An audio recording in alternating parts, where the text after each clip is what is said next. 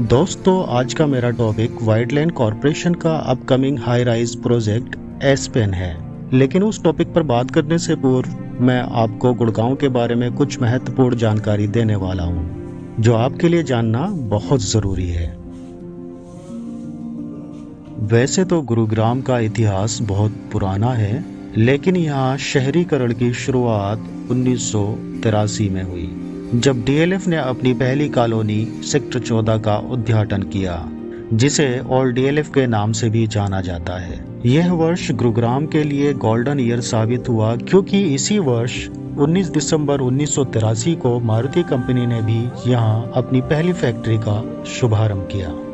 DTCP अर्थात town and country planning department के record के अनुसार यहाँ डीएलएफ ने 20 अप्रैल 1981 को अपना पहला लाइसेंस रिसीव किया और उसके बाद न्यू दिल्ली टावर्स ने और फिर 19 नवंबर 1982 में अंसल ने भी अपना पहला लाइसेंस रिसीव कर यहाँ के डेवलपमेंट में एक बड़ी क्रांति का बिगुल बजा दिया।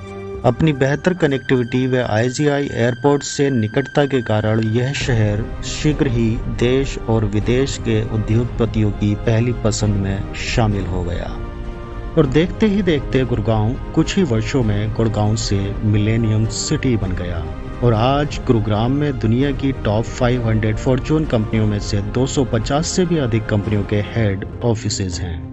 यही कारण है कि वर्तमान में गुरुग्राम नॉर्थ इंडिया में सबसे अधिक एम्प्लॉयमेंट प्रोवाइड करने वाला शहर माना जाता है। वर्ष 2012 में सरकार ने देश में फॉरेन इन्वेस्टमेंट को बढ़ावा देने के उद्देश्य से दिल्ली या उसके आसपास ग्लोबल सिटी बनाने का प्लान किया था, लेकिन जन लोकपाल बिल को लेकर देश भर में सरकार के खिलाफ चल रहे जन आंदोलनों के चलते सरकार को यह फाइल बीच में ही बंद करनी पड़ी। लंबे समय से पेंडिंग पड़ी इस फाइल को फिर से संज्ञान में लिया गया और आपसी विचार विमर्श के उपरांत डिसाइड किया गया कि गुड़गांव ही इस प्रकार की आधुनिक डेवलपमेंट के लिए परफेक्ट लोकेशन है, क्योंकि यह शहर आईजीआई एयरपोर्ट से करीब है। दूसरी बात, यहाँ का इंफ्रास्ट्रक्चर दूसरी सिटी की तुलना में ज़्यादा यूनिक है और तीसरी बात, यहाँ इस प्रकार की डेवलपमेंट के लिए ऑलरेडी सरकार के पास 1000 एकड़ से भी अधिक खाली लैंड अवेलेबल है।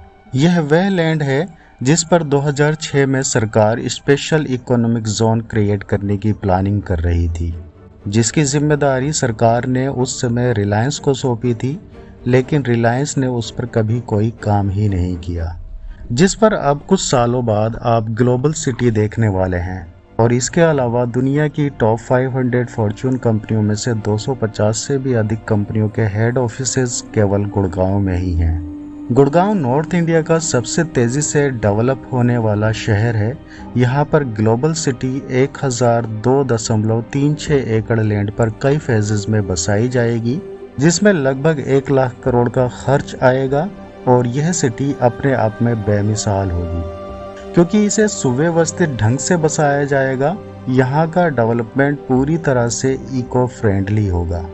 यहाँ पर इंटरनल फिटिंग्स, वायरिंग व सड़क के निर्माण हेतु सरकार 750 करोड़ का टेंडर जारी कर चुकी है, जिसके बाद से यहाँ पर लैंड फिलिंग, इंटरनल वायरिंग व रोड बनाने का कार्य प्रारंभ हो चुका है। जैसे ही ये कार्य कंप्लीट होगा तो तुरंत यहाँ पर मास्टर प्लान के अकॉर्डिंग ग्लोबल सिटी के निर्माण का कार्य प्रारंभ किया जाएगा। यह शहर जब बनकर तैयार होगा तो यहाँ से बड़ी मात्रा में देश के यूथ के लिए एम्प्लॉयमेंट जनरेट होगा तथा यह सिटी प्रदेश की इकोनॉमिकली ग्रोथ में भी अपनी अहम भूमिका निभाएगी। यह पूरी सिटी डिग फ्री होगी। यहाँ बाकी शहरों की भांति नई टेक्नोलॉजी इम्प्लीमेंट होने पर बार बार खुदाई या गड्ढा खोदने की ज़रूरत नहीं पड़ेगी। यह पूरी डेवलपमेंट द्वारका एक्सप्रेसवे व NH48 के बीच की लोकेशन सेक्टर 36B और उसके सराउंडिंग के सेक्टर जैसे सेक्टर 36, 37 एंड 37B में की जाएगी। दोस्तों, अब बात करते हैं इस डेवलपमेंट से किन सेक्टरों को सबसे अधिक लाभ पहुंचेगा। इस डेवलपमेंट से सबसे अधिक लाभ सेक्टर 36A और 37B को पहुंचने वाला है। बाकी इसके अलावा इसके सराउंडिंग सेक्टर जैसे sector 88, 88A, 88B, 99, 99A, 83, 84, 74, 74A, 75, 75A and 76 को पहुंचेगा। यदि आप गुड़गांव में इन्वेस्टमेंट करने के बारे में प्लान कर रहे हैं तो ये लोकेशंस आपकी इन्वेस्टमेंट के लिए फ़ायदेमंद साबित हो सकती हैं। अब दोस्तों मैं बात करूंगा व्हाइट लैंड कॉरपोरेशन के upcoming new high rise project aspen के बारे में, जिसका डेवलपमेंट जल्द ही सेक्टर 76 में शुरू होने वाला है। इसकी बुकिंग्स ऑलरेडी स्टार्ट हो चुकी हैं और प्रोजेक्ट का रेरा भी रिसीव हो चुका है। यह हाई राइज डेवलपमेंट 3 फेजेस में कंप्लीट की जाएगी, जिसमें पहले फेज़ में 4 टावर, दूसरे फेज़ में 5 टावर और लास्ट वाले फेज़ में केवल एक ही टावर होगा, जो कि आइकॉनिक टावर होगा। इसमें टावर्स की हाइट G+31 होगी और यहाँ पर आपको 3 BHK और 4 BHK के साइजेस देखने को मिलेंगे। यह पूरा प्रोजेक्ट लो डेंसिटी होगा क्योंकि इसमें प्रत्येक फ्लोर पर केवल 2 ही यूनिट होंगी। यहाँ पर 1 एकड़ में लगभग 45 से 47 यूनिट होंगी। प्रत्येक यूनिट को इस प्रकार डिज़ाइन किया गया है कि इसमें आपको सनलाइट, वेंटिलेशन, प्राइवेसी और वास्तु कंप्लायंस को लेकर संघर्ष नहीं करना पड़ेगा। इस प्रोजेक्ट की खास बात यह है कि यह प्रोजेक्ट 2 साइड से अरावली को फेस करता है, जिसके कारण इसकी सौंदर्यता और भी बढ़ जाती है। इसी कारण यहाँ पर एयर क्वालिटी गुड़गांव के अन्य सेक्टरों से बेहतर है और बालकनी में खड़े होने पर आपको फ्रेश एयर के साथ अच्छा व्यू देखने को मिलेगा। इस पूरे प्रोजेक्ट को डिज़ाइन किया है पद्मश्री से सम्मानित श्री हफीज़ कॉन्ट्रैक्टर साहब ने। प्रोजेक्ट की लैंडस्केपिंग ओरेकल व world renowned architecture Christopher John ji के द्वारा की गई है और वाटर बॉडी को हिटेची लिमिटेड ने डिज़ाइन किया है। इसमें प्रत्येक यूनिट में आपको VRV एयर कंडीशन की फैसिलिटी मिलेगी। यहाँ इन्वेस्टमेंट करने के कई मुख्य कारण हैं, जैसे यह लैंड 100% पेड अप है, जिसकी ओनरशिप व्हाइट लैंड कॉरपोरेशन के ही नाम पर रजिस्टर्ड है। प्रोजेक्ट का रेरा ऑलरेडी रिसीव्ड है, जिसका रजिस्ट्रेशन नंबर 7/2023 है। इस प्रोजेक्ट का कंस्ट्रक्शन टाटा द्वारा किया जाएगा। प्रोजेक्ट में आपको हर प्रकार की लग्जरी सुविधाएं मिलेंगी, जैसे club house, sports facilities, entertainment, senior citizen से लेकर पेट्स एरिया तक। इस प्रोजेक्ट की कंस्ट्रक्शन क्वालिटी माइवन होगी, जो कि वर्तमान की आधुनिक तकनीक है। इस कंस्ट्रक्शन में आपको ब्रिक्स वाले कंस्ट्रक्शन की भांति पेंट, मॉइस्चर व सीपेज जैसी समस्याओं से जूझना नहीं पड़ता है। अब अंत में मैं इस प्रोजेक्ट की कनेक्टिविटी व उसके एडवांटेज के बारे में बात करूंगा। यह प्रोजेक्ट 3 साइड से NH48 को कनेक्ट करता है। First clover leaf, second Haldiram road and third खिड़की दोला के पास MR प्रोजेक्ट के सामने से आने वाला रोड। यह project 60 meter wide sector road से केवल 2 मिनट के वॉकिंग डिस्टेंस पर है, जिससे आप ट्रैफिक पॉल्यूशन से भी बच जाते हैं।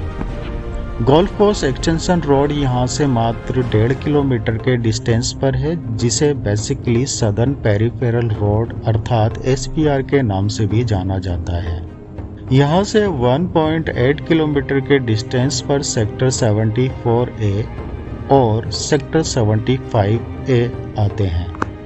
ये दोनों ही सेक्टर पूरी तरह से कमर्शियल सेक्टर हैं, जिसका एडवांटेज आपको 2 प्रकार से मिल सकता है, एक कैपिटल एप्रिसिएशन और दूसरा रेंटल इनकम। क्योंकि यहाँ पर जितने भी लोग सर्विस करेंगे वे आसपास के सेक्टर में ही ऑक्यूपाइड होना पसंद करेंगे। अपकमिंग ISBT व मेट्रो डिपो यहाँ से केवल 3 किलोमीटर की दूरी पर होगा, जो इस लोकेशन को और भी अहम बनाता है। ग्लोबल सिटी की डेवलपमेंट यहाँ से लगभग 4 से 5 किलोमीटर की दूरी पर हो रही है, जो दिल्ली NCR की सबसे आधुनिक डेवलपमेंट में से एक है। अब आप स्वयं डिसाइड करें कि आपको व्हाइट लैंड एस्पेन में इन्वेस्टमेंट करनी चाहिए या नहीं। यदि आप प्राइमरी स्कीम्स का एडवांटेज लेना चाहते हैं तो आप इसमें बिना देर किए आज ही इन्वेस्टमेंट करें। अब मैं मार्केट में फैल रही कुछ भ्रांतियों के संबंध में बात करूंगा, जो लोगों द्वारा कंपनी के बारे में फैलाई जा रही हैं।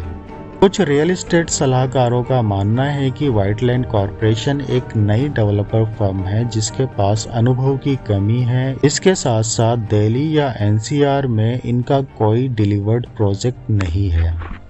दोस्तों, सन 2010 में गोल्फ कोर्स एक्सटेंशन रोड पर एक नए डेवलपर द्वारा अपना सबसे पहला प्रोजेक्ट लॉन्च किया गया था और आज वह उस लोकेशन का सबसे यूनिक व डिमांडिंग प्रोजेक्ट है। जी हाँ, आप बिल्कुल सही समझ रहे हैं। मैं M3M के सबसे पहले प्रोजेक्ट गोल्फ स्टेट की ही बात कर रहा हूँ, जिसने बुकिंग के मामले में उस समय के सारे रिकॉर्ड तोड़ दिए थे। मात्र 5500 के रेट पर लॉन्च हुआ यह प्रोजेक्ट आज गोल्फ कोर्स एक्सटेंशन रोड का सबसे महंगा प्रोजेक्ट माना जाता है। अगर उस समय लोगों ने M3M को नया डेवलपर मानकर इस प्रोजेक्ट में इन्वेस्टमेंट नहीं की होती तो शायद वे आज पछता रहे होते। और अब तो रेरा जैसी सरकारी संस्था भी इम्प्लीमेंट हो चुकी है, जो हमारे सभी संदेह दूर करने में काफ़ी मददगार सिद्ध हुई है। रिकॉर्ड बताते हैं कि रेरा इम्प्लीमेंट होने के बाद से एक भी प्रोजेक्ट स्टक नहीं हुआ है, क्योंकि रेरा की पॉलिसी ही कुछ ऐसी है जिसके विरुद्ध जाना स्वयं के पैर पर कुल्हाड़ी मारने के समान है। दोस्तों, इतना बड़ा जोखिम कौन लेना पसंद करेगा? आपकी जानकारी के लिए मैं आपको बताना चाहूँगा कि व्हाइटलैंड एस्पेन व्हाइटलैंड कॉरपोरेशन का चौथा प्रोजेक्ट है, ना कि पहला।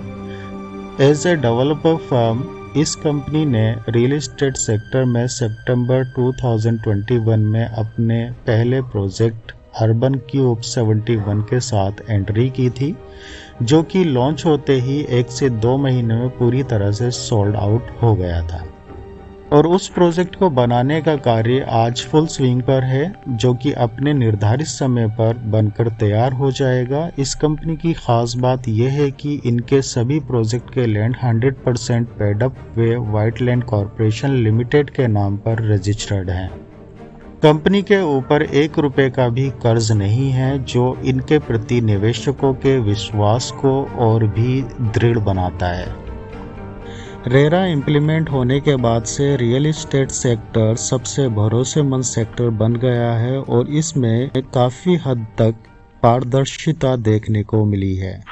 अब किसी भी रेरा अप्रूव प्रोजेक्ट में पूंजी फंसने के चांसेस 0% हो गए हैं, क्योंकि निर्धारित समय पर पोजीशन ना दे पाने की स्थिति में रेरा उस डेवलपर की ओनरशिप कैंसिल कर प्रोजेक्ट को NCLT को सौंप देता है, जो कि एक सरकारी संस्था है। उसके बाद यह संस्था या तो स्वयं प्रोजेक्ट का कंस्ट्रक्शन करती है या फिर अपनी निगरानी में किसी विश्वसनीय डेवलपर फर्म के साथ बॉन्ड साइन करने के उपरांत उससे कराती है।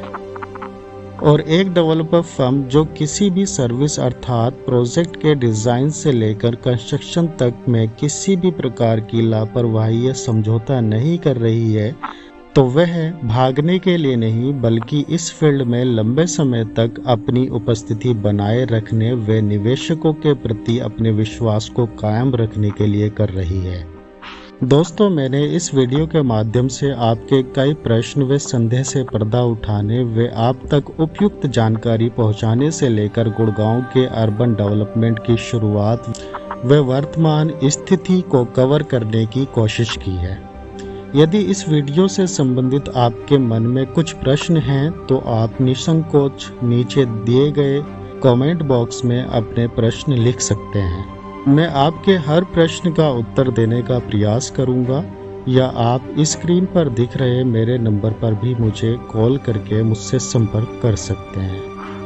यदि आप गुड़गांव के किसी भी प्रोजेक्ट में इन्वेस्टमेंट करने के बारे में विचार कर रहे हैं तो कृपया करके एक बार हमें अपनी सेवा का अवसर ज़रूर दें। मैं आपको विश्वास दिलाता हूं कि मेरे द्वारा जो भी डील होगी वह पूरी तरह से पारदर्शी, विश्वसनीय व उचित मूल्यों पर होगी, क्योंकि प्रॉपर्टी एक्सप्रेस इंडिया आपके साथ शॉर्ट टाइम के लिए नहीं बल्कि अंत तक जुड़े रहने में विश्वास करती है। अगर मेरे द्वारा दी गई जानकारी आपको पसंद आई है तो प्लीज़ मेरे चैनल को सब्सक्राइब करें, ताकि रियल एस्टेट से संबंधित विषयों पर मैं आगे भी महत्वपूर्ण जानकारी आप तक पहुंचाता रहूं। वीडियो को शुरू से अंत तक देखने के लिए मैं आपका दिल से आभार व्यक्त करता हूँ। दोस्तों, जल्द ही मिलते हैं रियल एस्टेट से संबंधित किसी नए विषय अथवा नए प्रोजेक्ट की जानकारी के साथ। तब तक आप अपना और अपनों का ख्याल रखें। जय हिंद।